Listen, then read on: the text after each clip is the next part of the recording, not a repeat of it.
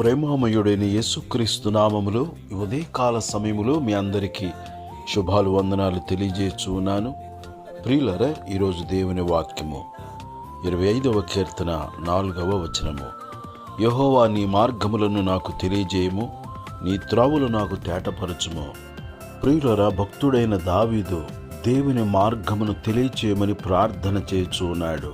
మార్గములలో నిలిచి చూడుడి, పురాతనమైన మార్గములను గురించి విచారించుడి, మేలు కలుగు మార్గమేది అని అడిగి అందులో నడుచుకొనుడి, అప్పుడు మీ ప్రాణములకు నెమ్మది కలుగును. ప్రియులారా, దైవజనుడైన మోషే ఈ విధముగా ప్రార్థన చేసి ఉన్నాడు. దేవా, దయచేసి నీ మార్గమును నాకు తెలియచేయము అని ప్రార్థించి దేవుని మార్గమును తెలుసుకుని ఉన్నాడు. ఆ మార్గమే మేలు కలుగు చేయు మార్గము, ఆ మార్గమే నెమ్మది కలుగు చేయు మార్గము. యేసు మార్గమే పరిశుద్ధ మార్గము, యేసు మార్గమే సమాధాన మార్గము, శాంతి మార్గము, మోక్ష మార్గము, సత్య మార్గము, జీవ మార్గము, పరలోక మార్గము. యేసు మార్గము ఇరుకు మార్గము, అది యథార్థమైన మార్గము, అది రాజమార్గము. యేసు నేనే మార్గమును, సత్యమును, జీవమును, నా ద్వారా తప్ప ఎవడును తండ్రి యొద్దకు చేరలేడు అని దేవుని వాక్యము సెలవిచ్చుచున్నది.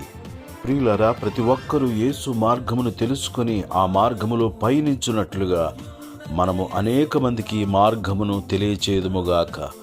మనము ఈ మార్గములో నడుచుచు, నీతి మార్గములో నడుచుచు అనేకులను ఈ మార్గము వైపు మళ్లించుదుముగాక.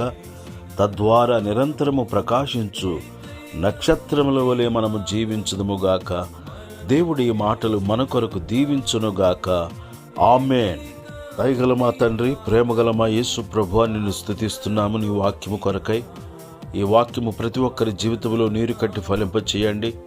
ప్రతి ఒక్కరూ నీ మార్గమును తెలుసుకొని నీ మార్గములో పయనించి అనేక మంది నీ మార్గము వైపు మళ్లించున్నట్లుగా ప్రతి ఒక్కరికి సహాయము చేయమని క్రీస్తు యేసు పరిశుద్ధమైన నామములో ప్రార్థన చేసి అడుగుచున్నాను తండ్రి.